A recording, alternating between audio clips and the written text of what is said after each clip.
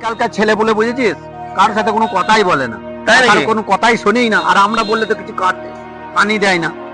তোর বন্ধু এরকম, তোর লোক এরকম।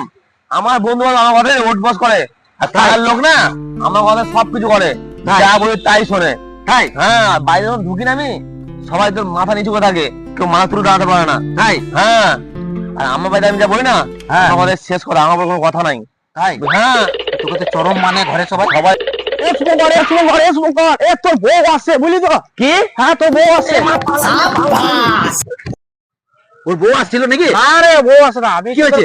কথাগুলো পাশে আড়াল থেকে শুনছিলাম, নিয়ে? ওকে ভয় দেখাবো বলে ওকে বললাম যে শুভঙ্কর তো বউ আসছে। তাই? ও দেখি কত বড়। শুভঙ্করকে ডাকি। হ্যাঁ ডাক। এই শুভঙ্কর, কি হলো? এই শোনো শোনো শোনো শোনো শোনো, এই বউ আসছে বললো যে? তুমি যে এখনই বললে যে আমি কাউকে ভয় করি না, আরে আমি তো শুধু বাড়িতে বউকে ভয় পাই, আগে ভয় পাই না। হ্যাঁ?